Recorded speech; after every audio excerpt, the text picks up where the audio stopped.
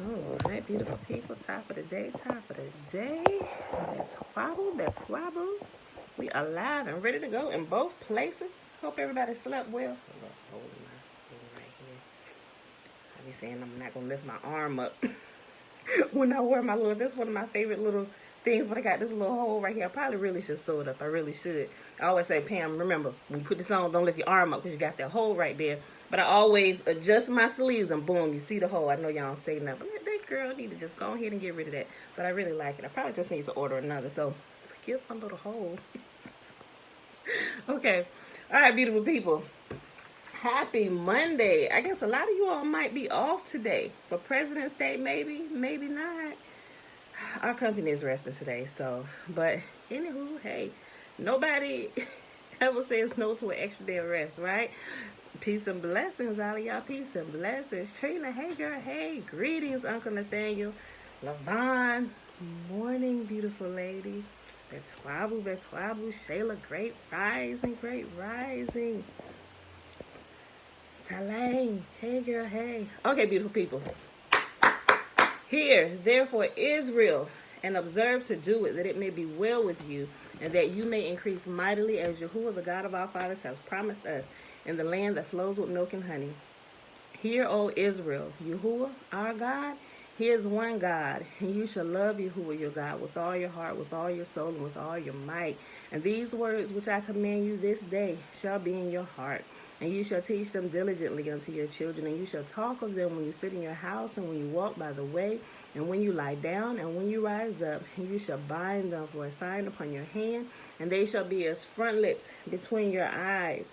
And you shall write them upon the posts of your house and on your gates. And Yahuwah commanded us to do all these statutes, to fear Yahuwah our God, for our good always, that He might preserve us alive as it is at this day.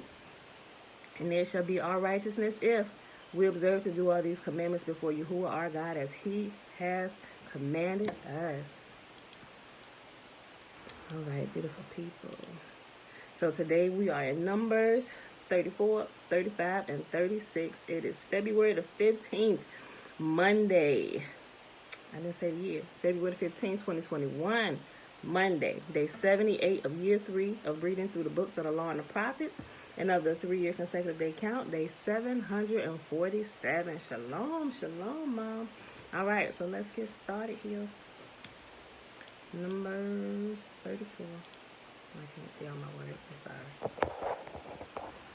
Ooh. I thought I had fixed it already. Okay, there we go.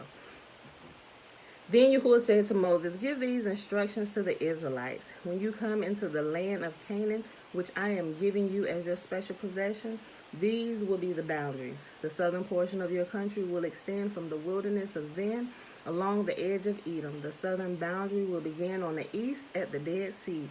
It will then run south past Scorpion Pass in the direction of Zin. Its southernmost point will be Kadesh Barnea, from which it will go to Hazar Adar and on to Asmon. From Asmon, the boundary will turn toward the brook of Egypt and end at the Mediterranean Sea. Okay, so if Africa and stuff hadn't been all chopped up and added borders and stuff, this is actually a map to actually see what the land is. But because throughout the years and all the changes and the chopping up, it's kind of hard to see everything, right? And some things have been given these names that aren't actually these places. And it's just it's a whole big mix up. But Yahuwah never forgot. He never forgot where the borders are. He still sees. Even though we don't, He does, right? And He's going to set it all right here in the coming days. Your western boundary will be the coastline of the Mediterranean Sea. Your northern boundary will begin at the Mediterranean Sea and run east to Mount Hor, then to Lebo Hamath, and through Zedad and Ziphron to Hazar Enan. This will be your northern boundary. The eastern boundary will start at Hazar Enan and run south to Shepham, then down to Riblah on the east side of An. From there, the boundary will run down along the eastern edge of the Sea of Galilee and then along the Jordan River to the Dead Sea. These are the boundaries of your land. Then Moses told the Israelites, this territory is the homeland you are to divide among yourselves by sacred lot. Yahuwah has commanded that the land be divided among the 9.5 remaining tribes. The families of the tribes of Reuben, Gad, and the half-tribe of Manasseh have already received their grants of land on the east side of the Jordan River, across from Jericho toward the sunrise. And Yahuwah said to Moses, Eleazar the priest and Joshua the son of Nun. Hold on, y'all. Okay. And then Yahuwah said to Moses, Eleazar the priest and Joshua the son of Nun are the men designated to divide the grants of land among the people, and list one leader from each tribe to help them with the task. These are the tribes and the names of the leaders. The tribe of Judah, their leader, Caleb, son of Jephunneh. The tribe of Simeon, their leader, Shemuel, son of Ammihud. The tribe of Benjamin, their leader, Elidad, son of Kislon. The tribe of Dan, their leader, Buki, son of Jagli. The tribe of Manasseh, the son of Joseph, their leader, Haniel, son of Ephod. The tribe of Ephraim, the son of Joseph, their leader, Kemuel, the son of Shiftan. The tribe of Zebulun, their leader, Elizaphan, the son of Parnach. The tribe of Issachar, their leader, Paltiel, the son of Azan. The tribe of Asher, their leader, Ahihud, son of Shalomi. The tribe of Naphtali, their leader, Pedahel, son of Ammihud. These are the men Yahuwah has appointed to divide the grants of land in Canaan among the Israelites. All right, Numbers chapter 35. While Israel was camped beside the Jordan on the plains of Moab across from Jericho, Yahuwah said to Moses, command the people of Israel to give to the Levites from their property certain towns to live in, along with the surrounding pasture lands. These towns will be for the Levites to live in, and the surrounding lands will provide pasture for their cattle, flocks, and other livestock. The pasture land assigned to the Levites around these towns will extend 1,500 feet from the town walls in every direction. Measure off 3,000 feet outside the town walls in every direction, east, south, west, north, with the town at the center. This area will serve as the larger pasture land for the towns. 6 of the towns you give to the Levites will be cities of refuge, where a person who has accidentally killed someone can flee for safety. In addition, give them 42 other towns. In all, 48 towns with the surrounding pasture lands will be given to the Levites. These towns will come from the property of the people of Israel. The larger tribes will give more towns to the Levites, while the smaller tribes will give fewer. Each tribe will give property in proportion to the size of its land. Yahuwah said to Moses, give the following instructions to the people of Israel. When you cross the Jordan into the land of Canaan, designate cities of refuge to which people can flee if they have killed someone accidentally. These cities will be places of protection from a dead person's relative who want to avenge the death. The slayer must not be put to death before being tried by the community. Designate 6 cities of refuge for yourselves, 3 on the east side of the Jordan and 3 on the west in the land of Canaan. These cities are for the protection of the Israelites, foreigners living among you, and traveling merchants. Anyone who accidentally kills someone may flee there for safety. So let's say you would be qualified to go to one of these cities of refuge if, like, say, a simple example, you're walking down the street, somebody just came out of nowhere and started messing with you, began to fight with you, and literally tried to kill you. You, in self-defense, kill this person, right? You didn't set out that day, I'm gonna go kill me somebody today. You out minding your own business, somebody hopped on you, self-defense, you end up killing them. So that is considered like an accidental death and like self-defense. So Yahuwah said you would be qualified to go to the city of refuge if in fact that person whom you just killed, if their family wanted to take revenge and come after you for killing them, even though they was in the wrong, their family may come after you. So he said, for your safety, you need to go to the city of refuge. And it's going to tell you how long you should stay there. You should stay there till the high priest dies. He lived a long time. He said, but if you leave before the high priest pass away and you going back out there and somebody recognize you when they take your life, it's your own fault because you should have stayed in the city of refuge, right? Okay.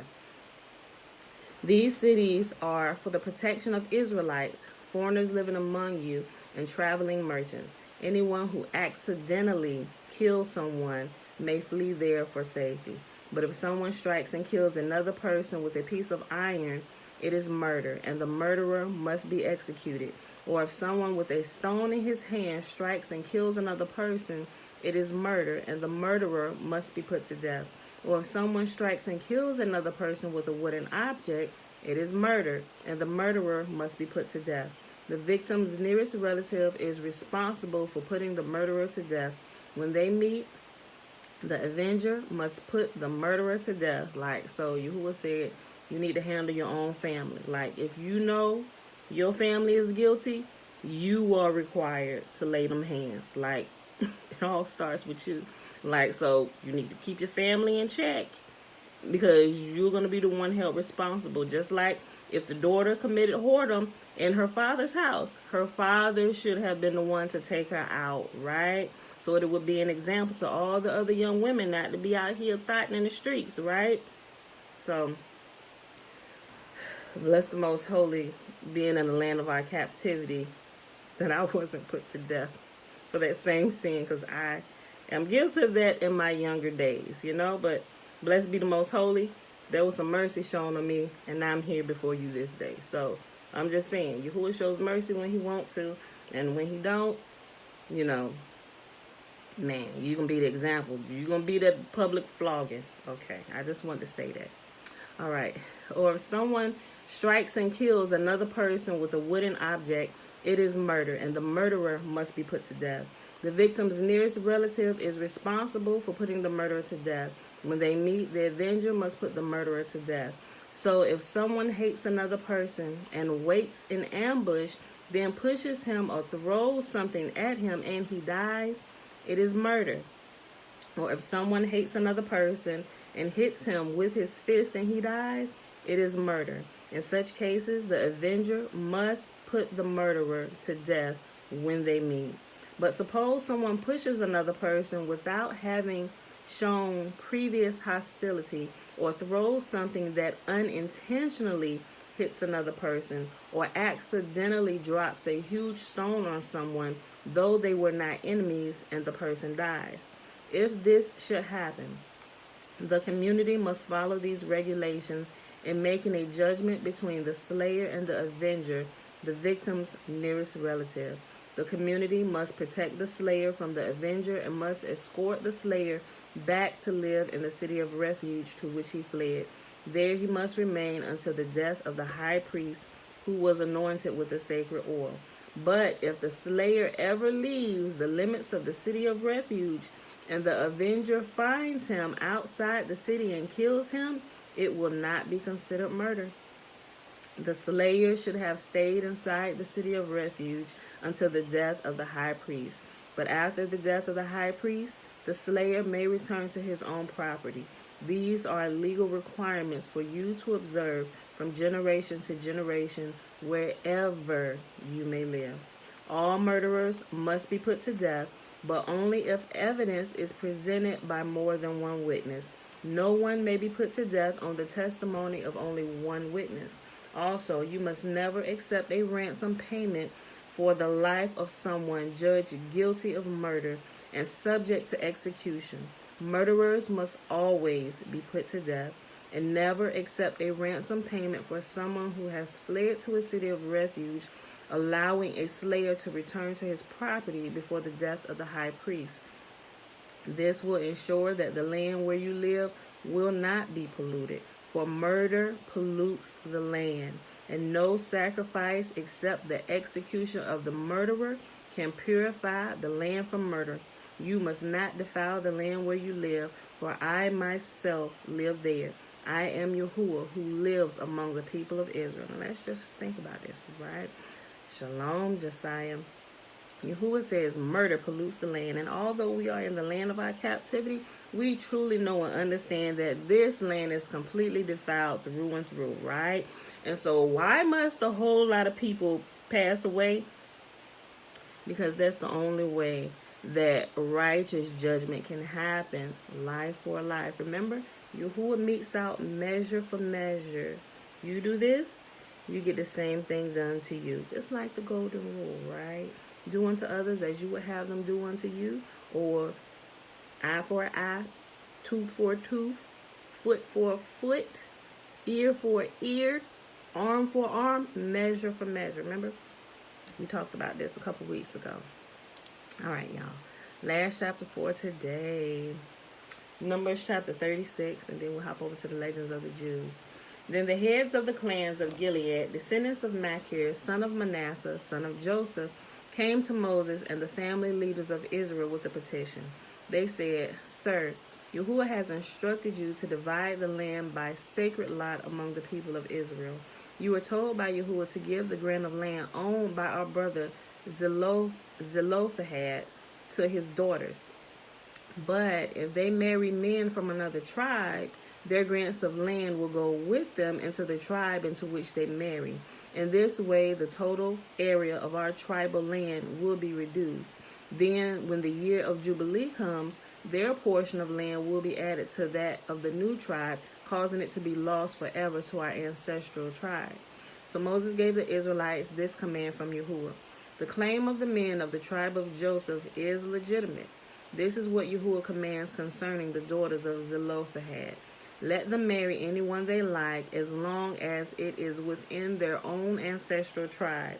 None of the territorial land may pass from tribe to tribe, for all the land given to each tribe must remain within the tribe to which it is first allotted.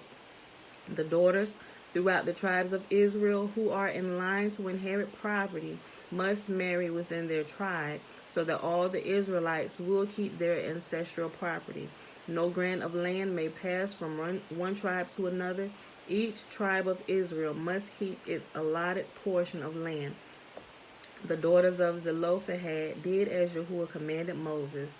Mahlah, Tirzah, Haglah, Milcah, and Noah all married cousins on their father's side. They married into the clans of Manasseh, son of Joseph. Thus their inheritance of land remained within their ancestral tribe. These are the commands and regulations that Yahuwah gave to the people of Israel through Moses while they were camped on the plains of Moab beside the Jordan River across from Jericho. Good morning, Auntie. All right, y'all. So that's the reading today. That was pretty quick, huh? All right. So let's go ahead over here to the legends of the Jews. And we're going to pick up where we left off at yesterday. 3:12. All right. Remember, we're still talking about the priests and everything about the temple. Okay, so today we're going to read about the 4 standards, right? We read about the 4 divisions of the Levites. It was really fun. Remember, we was talking about how when they would pack up the ark, they was passing it around because they didn't want to carry it because of the fire that shot out from it. You know, so that was pretty funny yesterday. Okay, so we're on page 312 if you have the same size book as I do. But if you have the smaller book where the page numbers are different, it is volume 3, chapter 4. And it's the section, the 4 standards. All right. When Yahuwah appeared upon Sinai, he was surrounded by 22,000 angels, all in full array and divided into groups, each of which had its own standard. Looking upon these angel hosts, Israel wished like them to be divided into groups with standards, and Yahuwah fulfilled their wish. After Moses had completed the census of the people, Yahuwah said to him, fulfill their wish and provide them with standards as they desire. Every man of the children of Israel shall pitch by his own standard with the ensign of their father's house. Far off about the tabernacle of the congregation shall they pitch. This commission greatly agitated Moses, who thought, now will there be much strife among the tribes. If I bid the tribe of Judah to pitch in the east, it will surely state its preference for the south, and every tribe will likewise choose any direction but the one assigned to it. But Yahuwah said to Moses, do not concern thyself with the position of the standards of the tribes, for they have no need of thy direction. Their father Jacob, before his death, ordered them to group themselves about the tabernacle, just as his sons were to be grouped about his briar at the funeral procession. When Moses now told the people to divide themselves into groups round about the tabernacle, they did it in the manner Jacob had bidden them. Yahuwah by wisdom hath founded the earth, by understanding hath he established the heavens. The division of the tribes of Israel according to 4 standards, as well as their subdivision at each standard, is not arbitrary and accidental. It corresponds to the same plan and direction as that of which Yahuwah made use in heaven. The celestial throne is surrounded by 4 angels. To the right, Michael; in front, Gabriel; to the left, Uriel; and to the rear, Raphael. To these 4 angels correspond the 4 tribes of Reuben, Judah, Dan, and Ephraim, the standard bearers. Michael earned his name, who was like unto Yahuwah, by exclaiming during the passage of Israel through the Red Sea, who is like unto thee, O Lord, among the gods. And he made a similar statement when Moses completed the Torah, saying, there is none like unto the God of Jeshurun. Jeshurun is another name for Jerusalem or Israel. So when you hear that, thank our people. In the same way, Reuben bore upon his standard the words, hear, O Israel, Yahuwah our God is one God. Hence, Reuben's position with his standard to the right of the sanctuary corresponds exactly to Michael's post at the right of the celestial throne. Gabriel, which means God is mighty, stands in front of the throne, as Judah, which means the mightiest among his brethren, was the standard bearer in front of the camp. Dan, the tribe from which emanated dark skin, stood at the left side of the camp with his standard, corresponding to the angel Uriel, which means Yahuwah is my light, for Yahuwah illuminated the darkness of sin by the revelation of the Torah, in the study of which this angel instructed Moses, and devotion to which is penance for sin. The tribe of Ephraim was the standard bearer to the rear of the camp, occupying the same position as Raphael, which means Yahuwah heals, holds the celestial throne. For this tribe, from which sprang Jeroboam, was in need of Yahuwah's healing for the wound that his wicked king dealt Israel. For this tribe from which sprang Jeroboam was in need of Yahuwah's healing for the wound that this wicked king dealt Israel. Okay, so if you don't remember, I actually mentioned Jeroboam yesterday. Remember, the entire kingdom of Israel was split into 2 kingdoms during the time of Jeroboam and Rehoboam. You remember, Yahuwah told King Solomon, he said, I ain't going to take the kingdom from you while you're still alive, but I'm going to take it from you in your son's time. So when his son became king, his son's name was Rehoboam, when Rehoboam became king, Yahuwah split all of Israel in half. And that's when they became known by 2 names, Israel and Judah. So when you heard Israel, Israel represented the 10 tribes that Jeroboam was the king of, and Judah represented Judah and Benjamin. And so that was the southern kingdom. So Israel was the northern kingdom. Judah was the southern kingdom. They were all still Israel as a whole, but they now began to be known by separate names because of the divide. And Jeroboam, with his wicked rule and adding in unauthorized priests and stuff, he led Israel into doing a lot of wicked things, and they just had one wicked king after the next, right? The priests were defiled, and a lot of the priests that were within those 10 tribes defected to the kingdom of Judah, right? Down here with Benjamin and Judah. So a lot of them went there. But remember, the northern kingdom was scattered by the Assyrians. So they were scattered to the four corners of the earth all over the world, way before the kingdom of Judah was, right? So that's what it's talking about. I'll read that again. When it's talking about Jeroboam, he was in need of Yahuwah's healing mercy because of what he had caused to happen with our brothers and our cousins in the other 10 tribes. Okay, so if you read that story when I said it, you would have understood it. Okay, hold on, let me go back up here. The tribe of Ephraim was the standard bearer to the rear of the camp, occupying the same position as Raphael, which means Yahuwah heals, holds the celestial throne. For this tribe, from which sprang Jeroboam, was in need of Yahuwah's healing for the wound that this wicked king dealt Israel. Yahuwah had other reasons for the divisions of the tribes that he decreed. For he said to Moses, "In the east, which comes the light, shall the tribe of Judah, whence arises the light of sovereignty, pitch its camp, and with them the tribe of Issachar, who dwells in the light of the Torah, and Zebulun, shining through the well. From the south come the dews of blessing and the rains of plenty.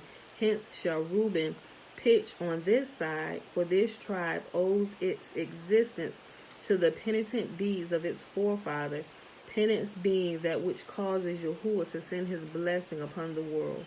Beside Reuben shall stand the warlike tribe of Gad, and between these two Simeon, in order that this tribe, made weak by its sins, might be protected on either side by the piety of Reuben and the heroism of Gad." I just love the way this breaks this down, how Yahuwah sets every tribe where they need to be. So it's like where they're weak, he positions them between the tribe who has the strength in that area, that there is no there is no weak chain link, so to speak, So just like everybody, it's like, and everybody that has different families, he strategically places different people in different families. Like I said, because he knows the end from the beginning, so he strategically sends us into the world, into the place that he needs us and wants us to be for our overall strength and betterment. If we can see it to be that way, and if we will open our eyes to see, we would be able to see that clearly, right? Okay, I'm going to read that again. That was just good. Beside Reuben shall stand the warlike tribe of Gad, and between these two Simeon, in order that his tribe, made weak by its sins, might be protected on either side by the piety of Reuben and the heroism of Gad. In the west are the storehouses of snow, the storehouses of hail, of cold, and of heat, and as powerless as are the mortals against these forces of nature, so ineffectual shall be the enemies of the tribes of Ephraim, Manasseh, and Benjamin, for which reason their post was to the west of the camp. From the north comes the darkness of sin, for this tribe alone will declare itself willing to accept the idols of Jeroboam, hence its place is to the north of the camp. To illuminate its darkness, put beside it shining Asher and Naphtali, filled with Yahuwah's plenty. The four standards were distinguished from one another by their different colors and by the inscriptions and figures worked upon each. The color of Judah's standard corresponded to the color of the 3 stones in the breastplate of the high priest, on which were engraved the names Judah, Issachar, and Zebulun, and was composed of red, green, and fiery red. Judah's name, as well as Issachar and Zebulun's, was inscribed on the banner, and beside the name was the inscription, "Rise up, Yahuwah, and let thine enemies be scattered, and let them that hate thee flee before thee." The standard of Reuben, about which gather also the tribes of Simeon and Gad, was the color of the emerald, the sapphire, and the sabholam. For on these 3 stones were the names of these tribes engraved, on the breastplate of the high priest. Beside the names of Reuben, Simeon, and Gad, the following device was wrought on the second standard. Hear, O Israel, Yahuwah our God, he is one God. The third standard, around which rallied the tribes of Ephraim, Manasseh, and Benjamin, bore the color of the diamond, the turquoise, and the amethyst. For on these three stones, in the high priest's breastplate, were engraved the names of these three tribes. On this standard, beside the names of these three tribes, was the motto, and the cloud of Yahuwah was upon them by day, when they went out of the camp. As on the breastplate of the high priest, the stone chrysolite, beryl, and panther stone bore the names of Dan, Asher, and Naphtali. So too did the fourth standard, round which these three tribes gathered, bear a color resembling these three stones. This standard contained the names of Dan, Asher, and Naphtali, and the device, Return, O Yahuwah, unto the many thousands of Israel. The standards had also other distinguishing characteristics. Judah's standard bore in its upper part a figure of a lion, for its forefather had been characterized by Jacob as a lion's whelp, and also sword-like hooks of gold. On these hooks, Yahuwah permitted a strip of the seventh cloud of glory to rest, in which were visible the initials of the names of the three patriarchs, Abraham, Isaac, and Jacob, the letters being radiations from the Shekinah. Reuben's standard had in its upper part the figure of a man, corresponding to the mandrakes that Reuben, forefather of his tribe, found, for this plant had the form of a mannequin. The hooks on this standard were like those on the standard of Judah, but the second letters of the names of the three patriarchs, Bet, Zadeh, and Ayin, were seen above them in the cloud. In the standard of Ephraim was fashioned the form of a fish, for Jacob had blessed the forefather of this tribe by telling him to multiply like a fish. In all other respects, it was like the other two standards, save the above, the sword-like hooks of gold were seen the third letters in the names of the patriarchs, Resh, Het, and Kof. Dan's standard contained the form of a serpent, for Dan shall be a serpent by the way, was Jacob's blessing for this tribe, and the gleaming letters over the hooks were Mem for Abraham, Kof for Isaac, and Bet for Jacob. The letter He of Abraham's name was not indeed visible over the standards, but was reserved by Yahuwah for a still greater honor. For over the holy ark, Yahuwah let a pillar of cloud rest, and in this were visible the letter Yod and He, spelling the name of Yah, by means of which Yahuwah had created the world. This pillar of cloud shed sunlight by day and moonlight by night, so that Israel, who were surrounded by clouds, might distinguish between night and day. These two sacred letters, Yod, He, would on weekdays fly about in the air over the four standards, hovering now upon this, now upon that. But as soon as Friday was over and the Sabbath began, okay, so let me just make a note here, which we understand. Just for the sake of conversation, I'm bringing it out, right?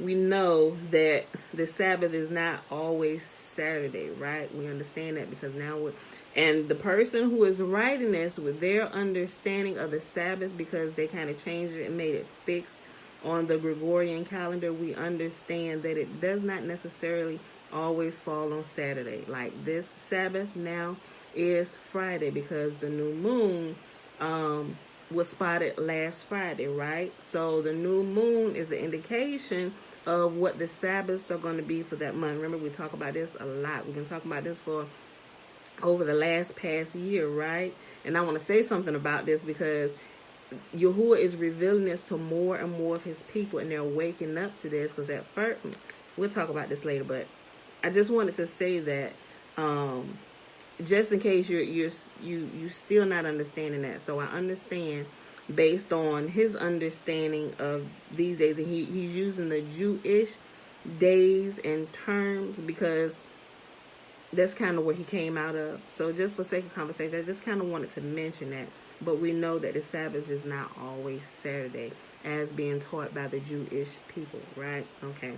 And you simply can test the principle. Yahuwah said, test him at his word, and you will find out when you keep the Sabbath on the true days, there is an extra special blessing of rest that happens for you. I can't. All I can say is something that's supernatural that happens. You feel like the supernatural rest. You really do.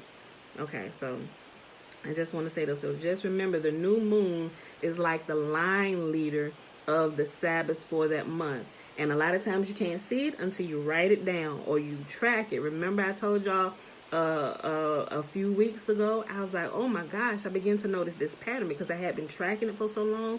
And I started going through, looking at my data, at my calendar and stuff. And I began to notice the line and how it would line up. We saw the new moon and then a Sabbath fell right there. The new moon and then the Sabbath over the next 4 weeks fell right there. There was a new moon, then the Sabbath fell right there. I was like, oh, wait a minute. Hold on.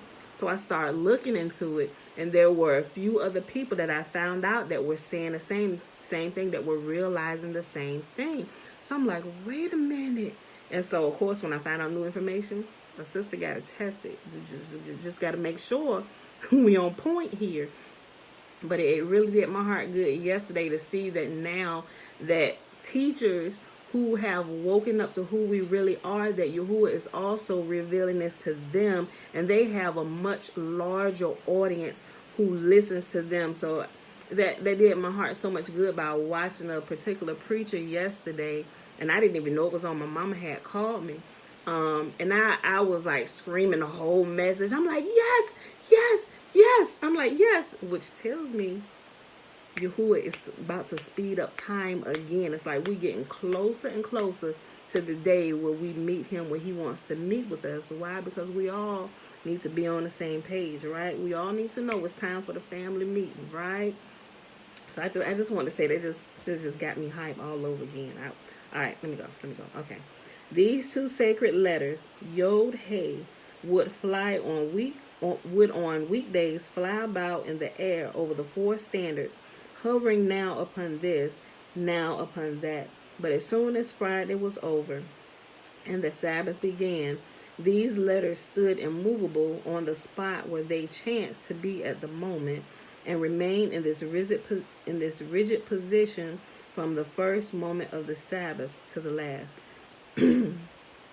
Whenever Yahuwah wanted Israel to break up camp and move on, he would send on from its place over the ark the cloud which beamed the two sacred letters Yod and Hey in the direction in which Israel was to march. And the four strips of cloud over the standards would follow. As soon as the priests saw the clouds in motion, they blew the trumpets as a signal for starting, and the winds thereupon from all sides breathed myrrh and frankincense. Although it was the clouds that gave the signal for the taking down and pitching tents, still they always waited the word of Moses. Before starting, the pillar of cloud would come. Before starting, I wish they would use commas. Before starting, the pillar of cloud would contract and stand still before Moses, waiting for him to say, "Rise up, Yahuwah, and let thy enemies be scattered, and let them that hate thee flee before thee," whereupon the pillar of cloud would be set in motion. It was the same when they pitched camp. The pillar of cloud would contract and stand still before Moses, waiting for him to say, "Return, O Yahuwah, unto the many thousands of Israel," whereupon it would expand first over the tribes that belonged to the standard of Judah, and then over the sanctuary within and without. All right, we're moving to the next section called the camp. The camp was in the form of a square, 12,000 cubits on each side, and in the middle was the space, 4,000 cubits in size.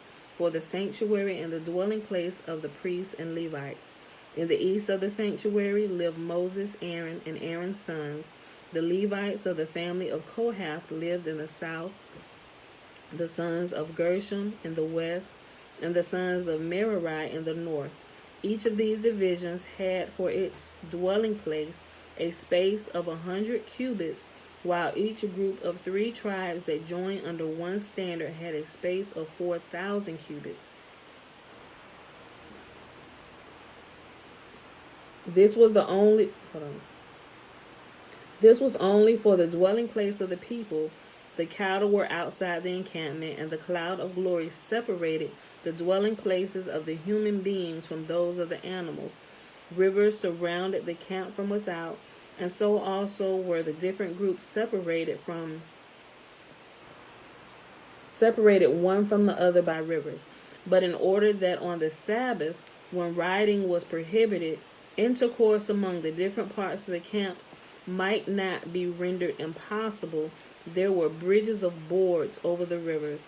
The purple color of cloud of glory was reflected in the waters of the rivers, so that it spread afar like radiance, like that of the sun and stars.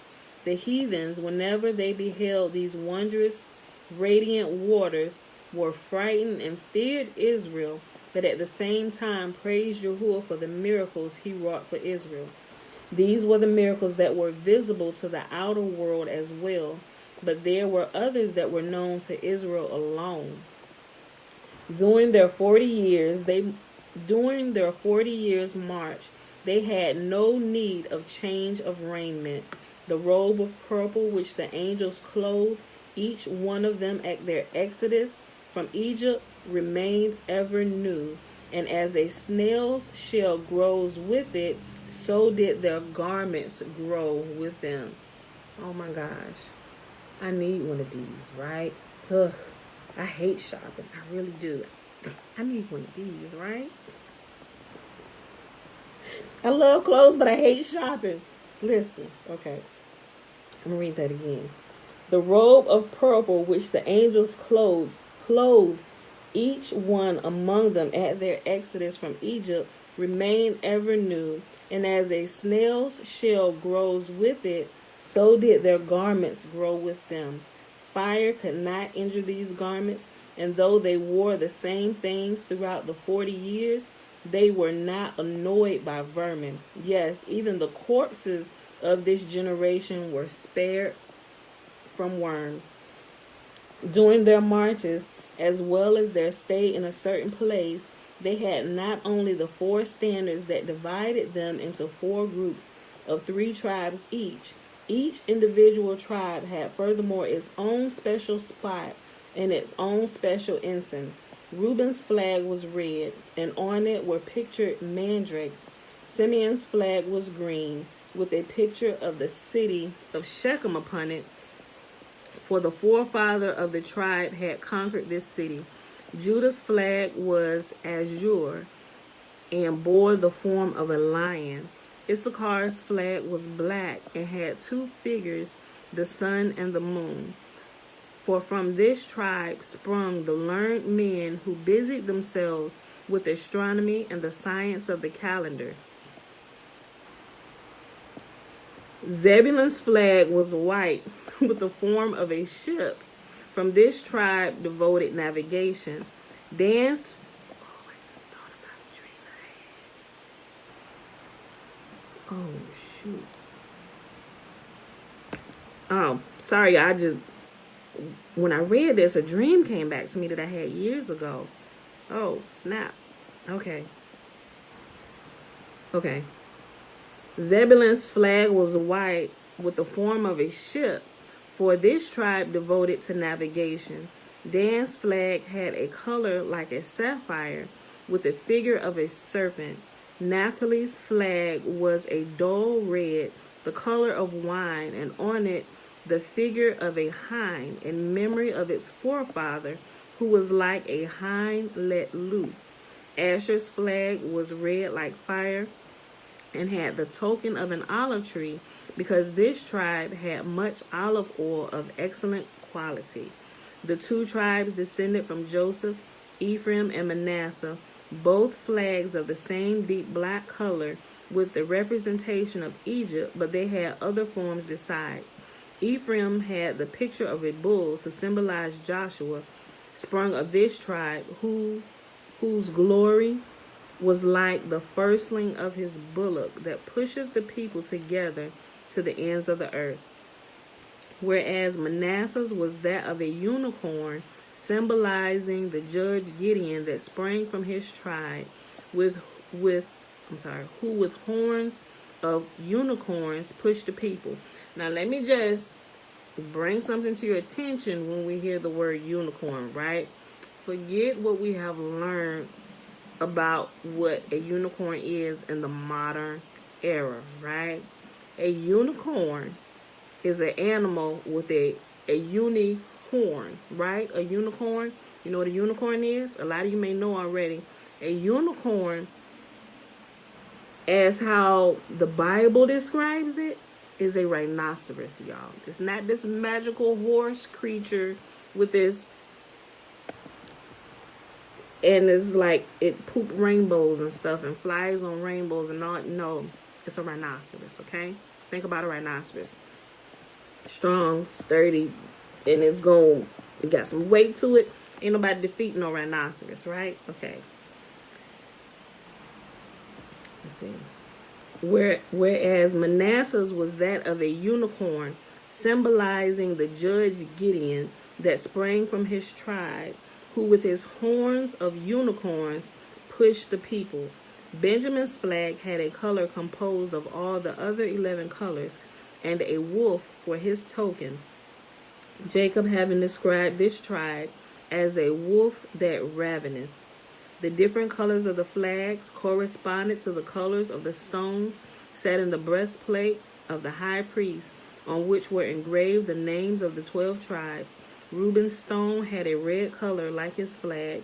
Simeon's flag was green like the color of his stone.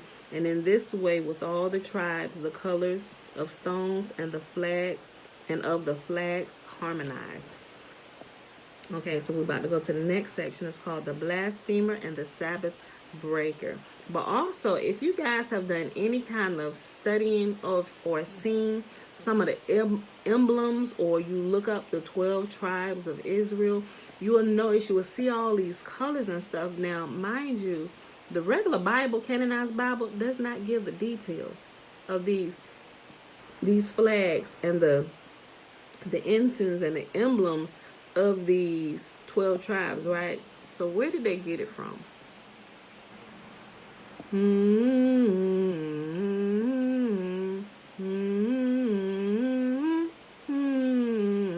know what I'm saying?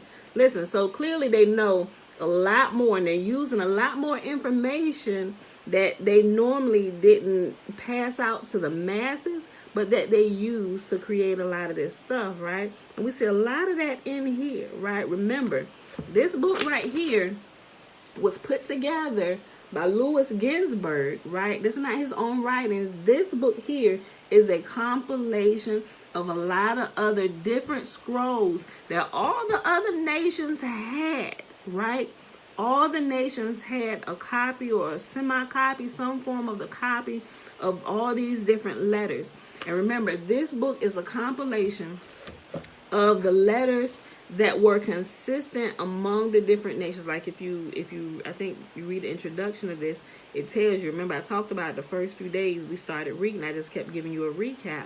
But this book is composed of those different manuscripts that were consistent with each nation. So everything that's in here, it wasn't just found in one place. It was consistent among the different nations. They all had records of these particular things. So he combined everything that they had like together. There were other things that they had, but not all of them had. Some may have had this one and some may have had that one. But this right here, all of this was common knowledge to all of them, right? And we're just now coming into the knowledge of this, but it's been here. This book was written, it was published in 1909, right? And all we had is just the Bible, right? But all the other nations, they getting all these other interpretations. Like, well, how are you getting that? We thinking that Yahuwah, they gave them this big revelation. No, they just had other books with other information, and they just kind of gave us the summed up version, which is called the Holy Bible. That is literally like a summation of all the other, not even all the other scrolls. It's just bits and pieces that they've taken and they condensed and put into one book. And like, that's enough. But I'm going to tell you, it's enough to lead you back to the most holy. But it's the most holy that will lead you to some of these other manuscripts that expands that story and gives you the truth of the matter. To whereas if you didn't have it, you're kind of going on this path to believe what you want to believe. And some of these teachings that are completely rubbish would never have arisen, right? So when you get the full story, so it's like now a lot of times when we get the expanded story, it's like, well, how do we know this to be the truth? All we had is this. But all I can say is you just have to read. The more you read the Torah and the Bible that you have, like being diligent in that, you will begin to open your eyes. Because if you're faithful with just that little bit, you'll be faithful if he starts bringing the other stuff to you, But a lot of people, if they're not even faithful just with this little bit, with the Holy Bible, it's like they want to get all the other stuff, but then they're not able to handle the other stuff because they can't make the connections. And now they got all these questions, and they say, well, all of this is, what, that's not true, that's not true. But it's like, no, you're not diligent, you're not faithful, so you can't see, right? Okay, I just want to say that. The blasphemer and the Sabbath breaker. When Israel received the Torah from Yahuwah, all the other nations envied them and said, why were these chosen by Yahuwah out of all the other nations? Wait a minute, but didn't Yahuwah offer this to all y'all? All y'all said no, go get it to somebody else. People, when Israel received the Torah from Yahuwah, all the other nations envied them and said, why were these chosen by Yahuwah out of all the other nations? But Yahuwah stopped their mouths, replying, bring me your family records, and my children shall bring their family records. The nations could not prove the purity of their families, but Israel stood without a blemish. Every man among them ready to prove his pure descent, so that the nations burst into praise at Israel's family purity, which was rewarded by Yahuwah with the Torah for its excellence. How truly chastity and purity reigned among Israel was shown by the division of the people into groups and tribes. Among all these thousands was found only a single man who was not of pure descent, and who therefore at the pitching of the standards could not attach to none of the groups. This man was the son of Shelomith, a Danite woman, and the Egyptian whom Moses, when a youth of 18, had slain for having offered violence to Shelomith, the incident that had necessitated Moses' flight from Egypt. It had happened as follows. When Moses came to Goshen to visit his parents, he witnessed how an Egyptian struck an Israelite, and the latter, knowing that Moses was in high favor at Pharaoh's court, sought his assistance, appealing to him with these words, O my Lord, this Egyptian by night forced his way into my house, bound me with chains, and in my presence offered violence to my wife. Now he wants to kill me besides. Indignant at this infamous action of the Egyptian, Moses slew him so that the tormented Israelite might go home. So now we know what happened. This Egyptian had tied this man up and raped his wife. The latter, and rightfully so, he should have died. The latter, on reaching his house, informed his wife that he intended getting a divorce from her, as it was not proper for a member of the house of Jacob to live together with a woman who had been defiled. When the wife told her brothers of her husband's intentions, they wanted to kill their brother-in-law, who eluded them only by timely flight. The Egyptians' violence was not without issue, for Shelomith gave birth to a son whom she reared as a Hebrew, even though his father had been an Egyptian. Oh, I see. Oh my gosh. Oh man. Let me keep reading. I'm gonna be talking. Oh, hold on. The Egyptians' violence was not without issue, for Shelemith gave birth to a son whom she reared as a Hebrew, even though his father had been an Egyptian. When the division of the people according to the four standard took place, this son of Shelemith appeared among the Danites, into whose division he meant to be admitted, pointing out to them that his mother was a woman of the tribe of Dan. The Danites, however, rejected him, saying, the commandment of Yahuwah says, each man by his own standard with the ensign of his father's house. Paternal, not maternal descent decides a man's mission to a tribe. As this man was not content with this answer, his case was brought to Moses' court, who also passed judgment against him. Oh my gosh, y'all, listen, something else just clicked in my brain here. Dana, soap opera drama, as the world turns. This ain't nothing but the stories. Listen here. Boy, hold on. This just said something. I don't even, hold on. Listen. Okay, so a couple y'all may know because we talked about this, right? Listen, I'm going to read this again. Okay. This is going to get me off. Hold on, y'all. Okay, just listen to this. Pay attention to this, right? Pay attention to this. It's not maternal. It is not maternal. That's all I want to say. It is not maternal. We know this. Remember? We can see it all throughout. Yahuwah is always labeling the man or who descends from the man, right? Who descends from the man? Who descends from the man? It's the man who determines the bloodline, right? Women, I don't mean to be crass, but although we descend also, from these bloodlines, and we have our fathers, the bloodline, it's determined where we stand by our father's bloodline, not our mother's, right? Okay, so remember that. And this goes, thank y'all, my daddy is black and my baby's daddy. So, all throughout scripture, we see that Yahuwah has this constant theme where he's always setting out the family line by the father, right? And if we're not familiar with the Torah and with how Yahuwah operates, when we start getting to the portion of the Bible that is full of leaven, we will not catch it. Are y'all paying attention? Are y'all catching what I'm throwing out here? Are y'all catching what I'm throwing out here? When we get to the portions of the Bible that has a lot of leaven, we're not going to catch it because it's the direct opposite of what Yahuwah has said.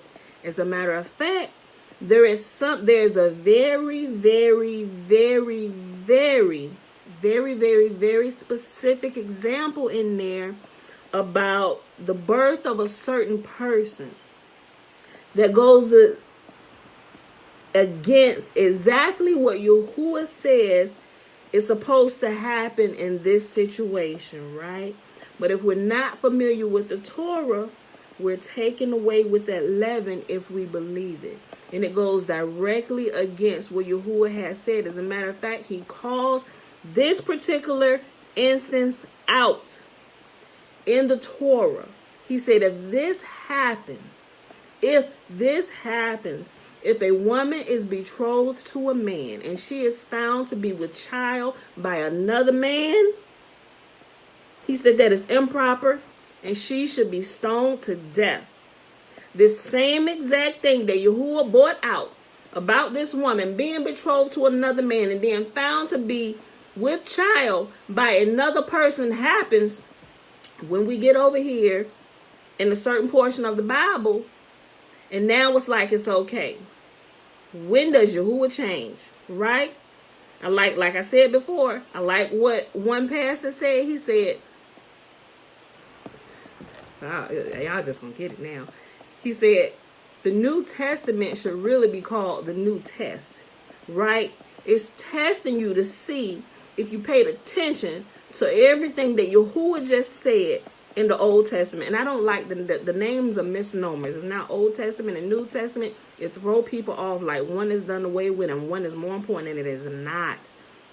The proper name should be used. So if you're not familiar, like I said, if you're not familiar with the words of the Most Holy, you miss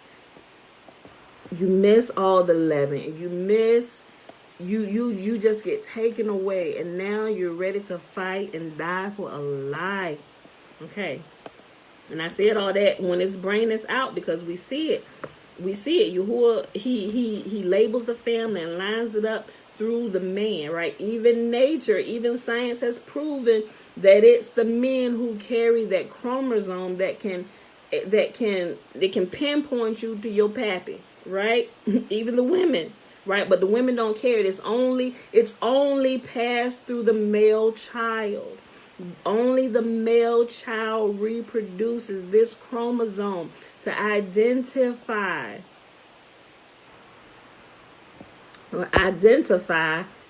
who you belong to. But you can also identify the women as well. But it's only the men who carry it. Alicia, I call Yahuwah the Most Holy because he is most holy to me. That's why. I haven't changed calling him Yahuwah. I just call him the Most Holy because in everything that I do and I find out, the more he reveals to me, I realize he is most holy. And he tells us, be holy for I am holy. Right? Okay, let me go back. The commandment of Yahuwah says, each man by his own standard with the ensign of his father's house, paternal, not maternal descent, decides a man's admission to a tribe. As this man was not content with this answer, his case was brought to Moses' court, who also passed judgment against him. This so embittered him that he blasphemed the ineffable name which he heard on Mount Sinai and cursed Moses. He at the same time ridiculed the recently announced law concerning the showbread that was to be set on the table in the sanctuary every Sabbath, saying, it behooves a king to eat fresh bread daily and no stale bread. At the same time as the crime of blasphemy was committed by the son of Shelomith, Zelophehad committed another capital crime. On a Sabbath day, he tore trees out of the ground, although he had been warned by witnesses not to break the Sabbath.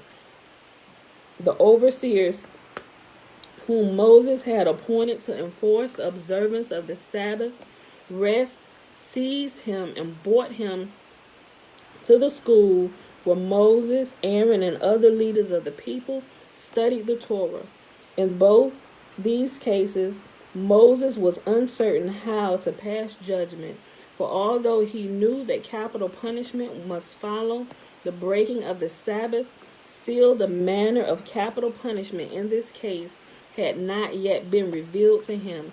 Zelophehad was in the meantime kept in prison until Moses should learn the details of the case. For the law says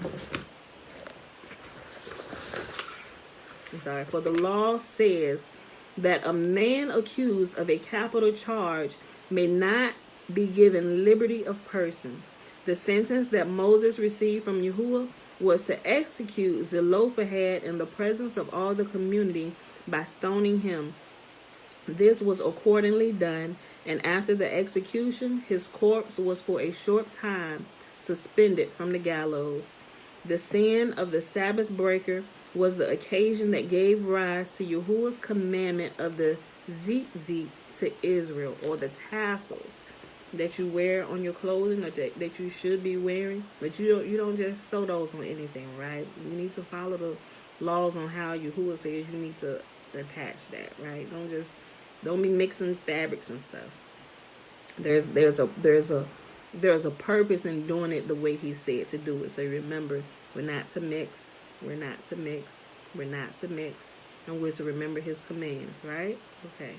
The sin of the Sabbath breaker was the occasion that gave rise to Yahuwah's commandment of tzitzit to Israel. For he said to Moses, dost thou know how it came to pass that this man broke the Sabbath? Moses, I do not know. Yahuwah, on the weekdays he wore phylacteries on his head and phylacteries on his arm to remind him of his duties. But on the Sabbath day, on which no phylacteries may be worn, he had nothing to call his duties to mind, and he broke the Sabbath. Yahuwah now, Moses. What? It says I was replacing God with Yahuwah's name, but that's clearly not what that's supposed to be. It should be go now, not God now. Go now, Moses, and find for Israel a commandment, the observance of which is not limited to weekdays only, but which will influence them on Sabbath days and on holy days as well. Moses selected the commandment of Tzitz, the sight of which will recall to the Israelites all the other commandments of Yahuwah.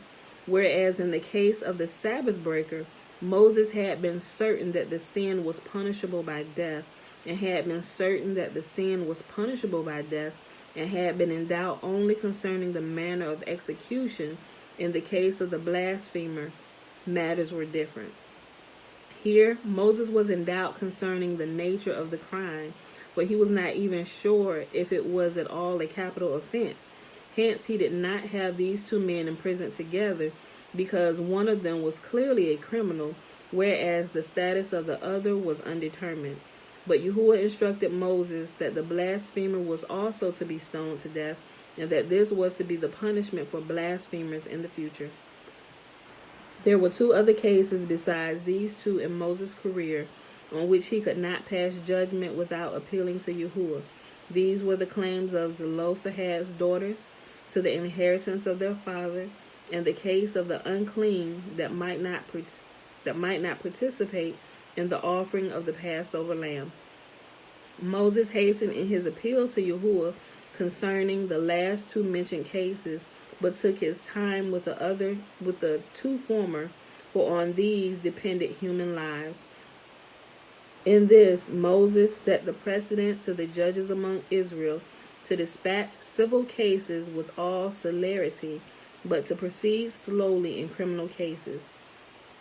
In all these cases, however, he openly confessed that he did not know the proper decision, thereby teaching the judges of Israel to consider it no disgrace, when necessary, to consult others in cases where they were not sure of true judgment. Okay, y'all. We got one more section. Let's just read it. It's only going to take me a couple minutes. The ungrateful multitude. We just need to read this part. Okay. When Yahuwah commanded Israel to set out from Sinai and continue their march, the Israelites were glad, for during their stay in that place they had throughout 11 days received new laws daily, and they hoped that after having departed from the holy mountain, they would receive no further laws. Hence, instead of making a day's march from Sinai, as Yahuwah had commanded them, they marched incessantly for 3 days in order to be as far as possible from the holy spot. They behaved like a boy who runs quickly away after dismissal from school, that his teacher might not call him back. Although this apathy to his laws vexed Yahuwah, he did not forsake them, but he let the ark move before them as long as they desired to continue the march. For it was by this token that the Israelites knew that the Shekinah was among them, as Yahuwah had promised. As often as they broke camp or pitched camp, Moses would say to them, "Do what the Shekinah within the ark bids you to do." But they would not believe Moses that the Shekinah dwelt among them unless he spoke these words, "Rise up, Yahuwah, and let thy enemies be scattered, and let them that hate thee flee before thee." Whereupon the ark would begin to move, and they were convinced of the presence of the Shekinah. The ark furthermore gave the signal for breaking camp by soaring up high and then swiftly moving before the camp at a distance of 3 days' march until it found a suitable spot upon which Israel might encamp. Hardly had they departed from Sinai when they once more began to lead the wicked course of life that they had for a time abandoned. They began to seek a pretext to renounce Yahuwah and again be addicted to idolatry. They complained about the forced marches at which Yahuwah commanded they had been obliged to make after their departure from Sinai, and in this way showed their ingratitude to Yahuwah, who wanted them as quickly as possible to reach the Holy Land, and for this reason allowed them to cover an 11 days distance in 3 days. Their murmurs and complaints, however, were not silent but quite loud, for they were anxious that Yahuwah should hear their wicked words. In punishment for their defamation of the divine glory, Yahuwah sent upon them a fire emanating from the very glory. Upon 12 occasions did Yahuwah send a divine fire upon earth, 6 times as a token of honor and distinction, but as many times as a punishment. The first class belongs to the fire at the consecration of the tabernacle, and the offering of Gideon as that of Manoah and of David, at the dedication of Solomon's temple, and at the offering of Elijah upon Mount Carmel. The 6 fatal fires are the following: the fire that consumed Nadab and Abihu, that which wrought havoc among the murmuring and complaining multitude; the fire that consumed the company of Korah; the fire that destroyed Job's sheep; and the 2 fires that burned the first and the second troops, which Ahaziah sent against Elijah. This celestial fire wrought the greatest havoc among the idolatrous tribe of Dan, and among the mixed multitude that had joined the Israelites upon their exodus from Egypt. The elders of the people turned to Moses, saying, Rather deliver us as a sheep to the slaughter, but not to the celestial fire that consumes earthly fire. They should by right have prayed to Yahuwah themselves, but in this instance they were like the king's son, who had kindled his father's anger against him, and who not hastened to his father's friend, begging him to intercede for him. So did Israel say to Moses, Go thou to Yahuwah and pray for us. Moses instantly granted their wish, and Yahuwah without delay heard Moses' prayer and halted the destroying fire. But Yahuwah did not simply take the fire away from Israel and put it elsewhere, for it was of such a nature that it would gradually have spread on all sides and finally have destroyed everything. And it had in this way caused the destruction in Israel. For beginning at one end of the camp, it spread so rapidly that one could not It spread so rapidly that one could not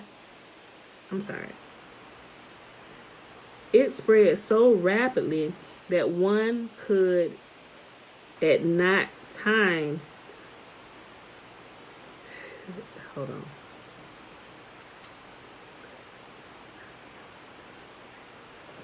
It spread so rapidly that they could not tell how far it had gone. I just had to fix that. That the presence of this divine fire might continue to restrain Israel from sin, Yahuwah did not allow it to rise back to heaven, but it found its place on the altar of the tabernacle, where it consumed all the offerings that were brought during Israel's stay in Egypt. This is the same fire that destroyed Aaron's sons as well as Korah's company, and it is the divine fire that every mortal beholds in the moment of his death.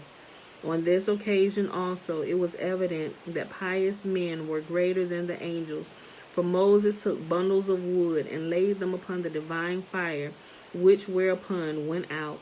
He then said to the people, If you repent of your sins, then the fire will go out, but otherwise it will burst forth and consume you.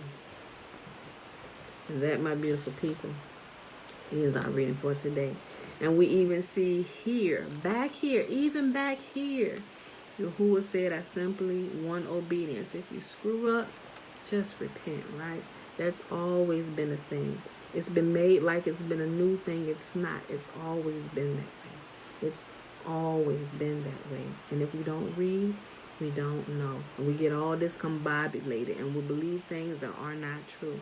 But we gotta go through and remove all the leaven and get back down to the meat. Remove the bones, eat the meat.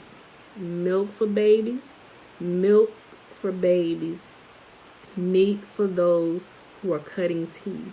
When you get teeth, that's a sign to the entire world who can physically lay their eyes on you that you should now be eating things that are a little more filling and tougher than milk. When you have no teeth, we know it's only milk for you. It's only milk for you. But when them teeth start to cut, oh, we can give you a little bit more. Let's see how you do with this. Let's see how you do with this. We'll soften it up a little bit. Give you some mashed potatoes. Mash up some sweet potatoes. Maybe some peas. Something we can mash. We'll see how you do with this. But as you start filling out, and you get all these teeth, you should be eating meat. And we know it's a problem if you're only drinking milk and you got a mouthful of teeth. That is our reading for today, beautiful people. We started at page 312 and we ended on 317 and we read Numbers 34, 35, and 36. It is Monday, February the 15th, 2021. Day 78 of year 3 of reading through the books of the law and the prophets and of the 3-year consecutive day count. Day 747. That is without the Sabbath days and Sabbath feast days added in. Why? Because we rest, as Yahuwah has commanded us to do. All right, y'all. That's it for today. I am going to post a video from yesterday. Now, listen here. Listen. Everybody is not all the way there, right? So there are still some beliefs in play with this particular pastor that I no longer agree with, because as I line up and I understand, we have to adjust. This pastor is really good in research and bringing out the truth, and I like him because as I've been watching him, as Yahuwah reveals more of truth to him, he adjusts. And that is a sign of a good teacher.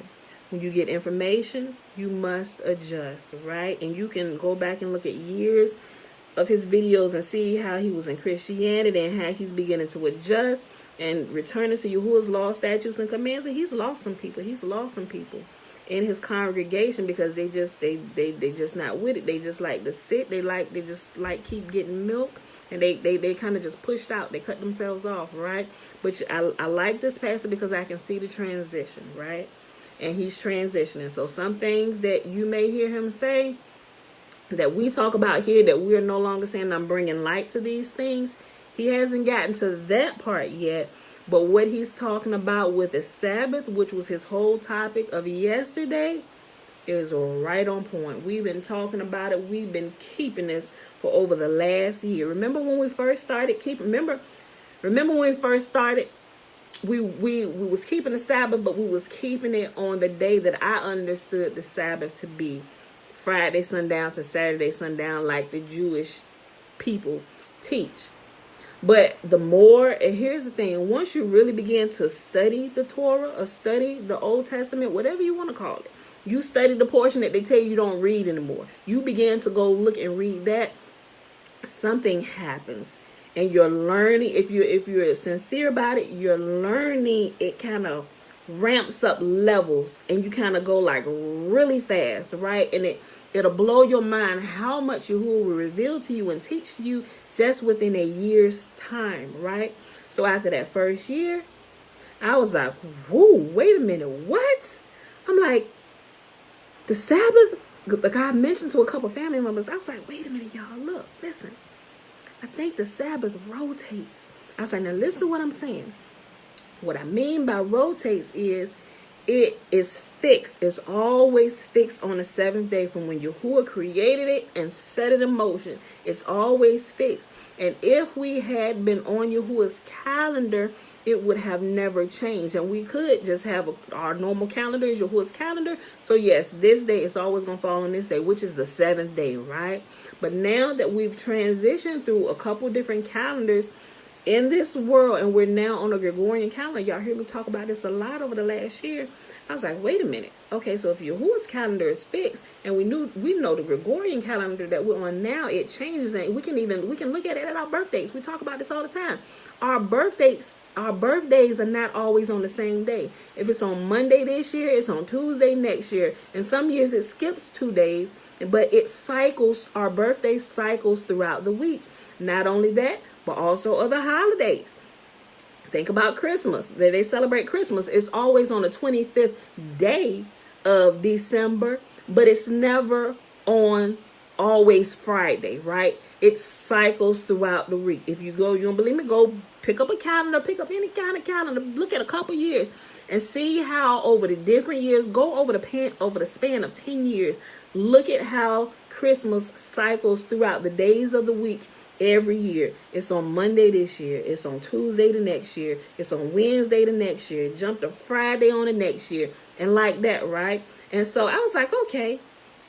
So if all of these dates cycle throughout this Gregorian calendar, why is not the Sabbath also cycling, right? Which it grabbed more and more of my attention. So I began to look in it. And the more I got into it, I become more convinced. I was like, the Sabbath moves. It doesn't move, but if we're using the Gregorian calendar to keep the day on a proper day, it should move. Just like everything else moves to keep it on its proper day.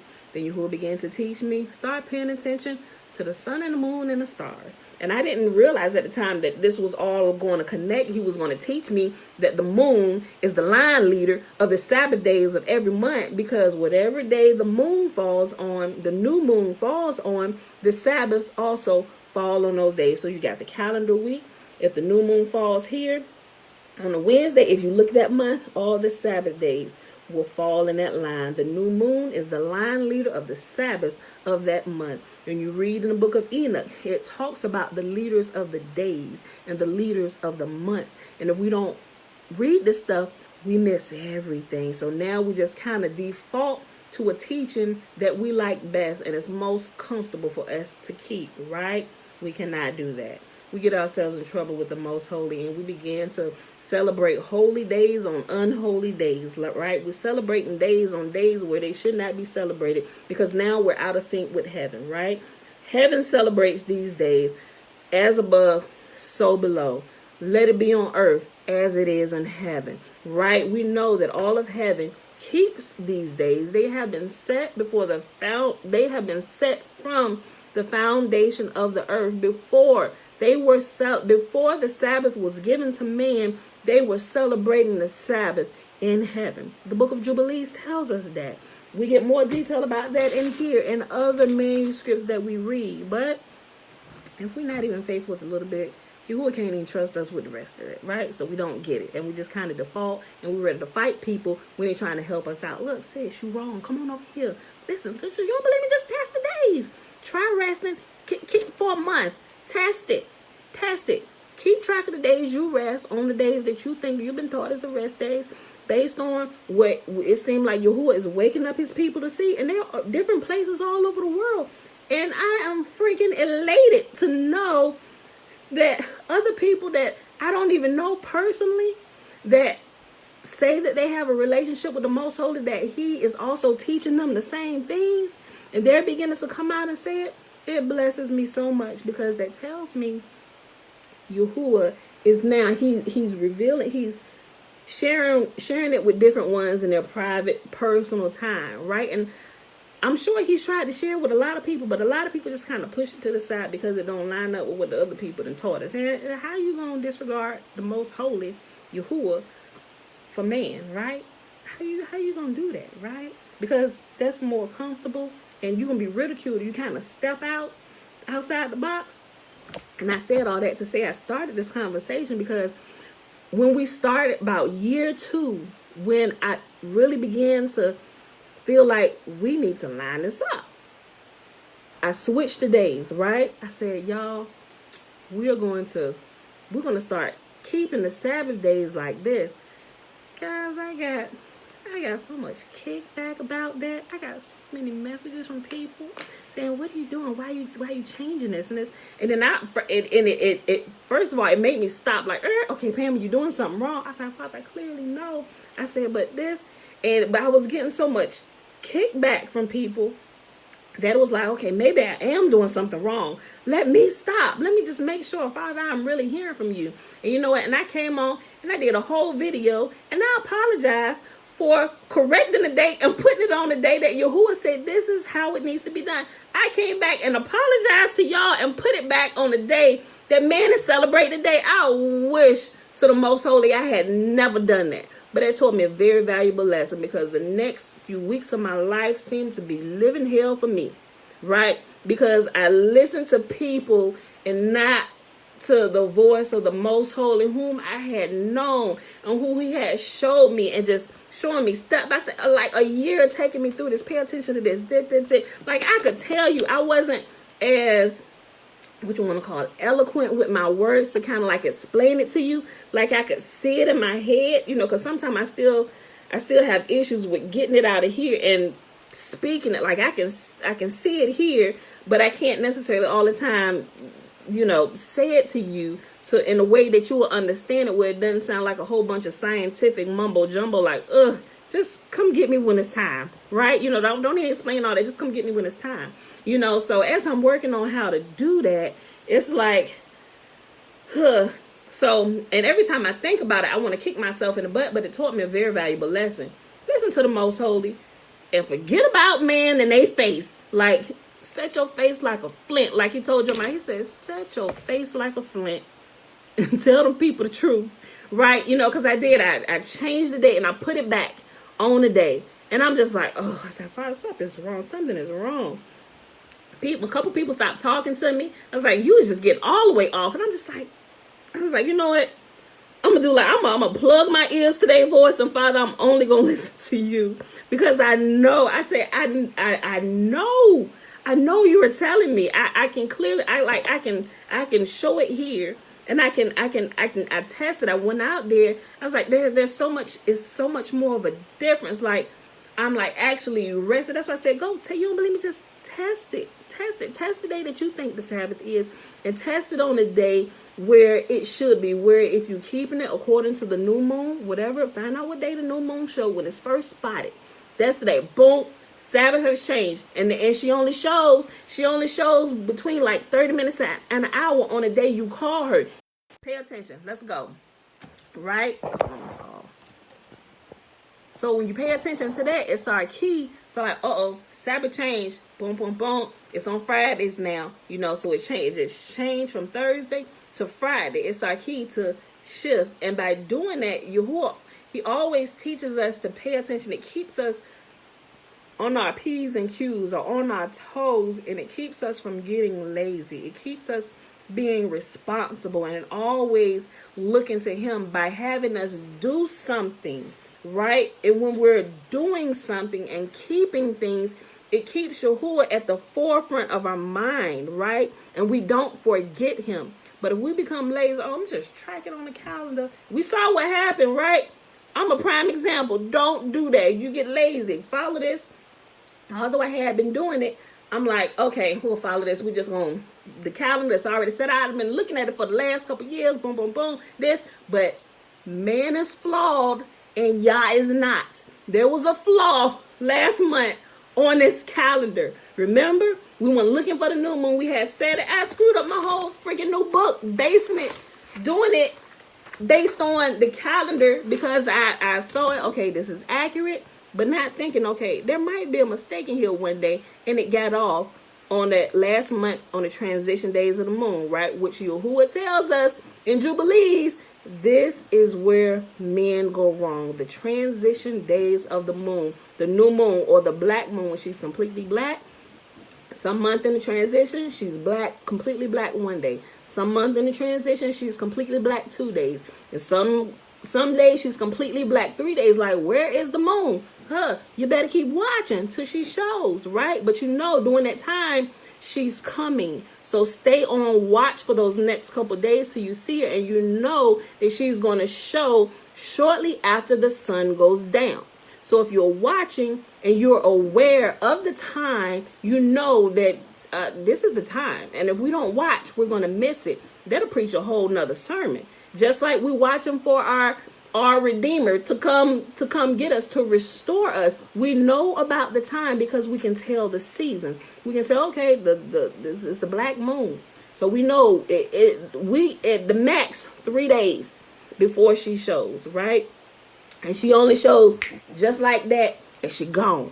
You can turn your head or decide you can go take a nap, and you're going to miss it because she only shows between no more than an hour to like 30 minutes to an hour on that one day where she shows, to let you know that the Sabbaths have changed. And if you miss that, you're going to end up missing a lot. So that's what we learned. Do what y'all have said. Electronics, automation is friggin' amazing. But you also need to watch and make sure there are no flaws. And prayerfully, hopefully what you got is accurate all the time. And here's how it would be accurate if those who created are actually still watching themselves and make proper adjustments, right? So it's always accurate. I know algorithms and all of those things, but sometimes if people don't update their software, if you don't do them up, just like we got a new update for the iPhone. Update, otherwise you're going to become out of sync. Your information is going to be off. So it's still, even though we have automation, there still needs to be somebody who created that automation to make sure that they are watching and update the thing that you've given everybody else, right? So I said all that, y'all, to keep watching. I'm gonna share the video, but like I said, some things he hasn't adjusted yet. And he still uses the name JC a lot. I get it, but I know I can clearly tell that he's referring to the Most Holy. But he's still kind of using JC, which I don't, because I understand when people have made things of God. Yahuwah say, don't even speak it from your lips. Don't even speak the names of other gods through your lips. So I've learned not to do that. And when I'm talking about the Most Holy, when I'm talking about Yahuwah, the creator of heaven and earth, the God of Abraham, Isaac, and Jacob, I call him by name because he said he is jealous over his own name. Have y'all gone through the Old Testament and looked at how many times Yahuwah talks about his very own name? His very own name. Not the name of another, his very own name. Matter of fact, I got all them scriptures saved. I'll post them in here in the comment section for y'all today, just in case you kind of missed it. But he's jealous over his very own name, not the name of another. His very own name, right? So even with that, if we don't know that, we miss it. And now we're doing our prayers in another's name. It goes back to breaking the first commandment. Have no other gods before my face. All right, y'all, I'm done today. Let's go ahead and do this blessing. Okay. Otherwise, I'm going to keep talking. All right, because it's just so good all day long. Okay, y'all. I'm going to share the video and I'm going to share them scriptures. I ain't going to forget that today. All right. So let's go ahead and go to the blessing, which is found in Numbers chapter 6, verses 22 through 27. And Yahuwah spake unto Moses, saying, Speak unto Aaron and unto his sons, saying, On this wise ye shall bless the children of Israel, saying unto them, May Yahuwah bless us and keep us. May Yahuwah make his face to shine upon us and be gracious unto us. May Yahuwah lift up his countenance upon us and give us his peace. And they shall put my name upon the children of Israel, and I will bless them. All right, beautiful people. I love y'all. I'm about to share this stuff with y'all. And I'll see y'all in the morning. Bruce. Oh, remember, the Sabbath has changed.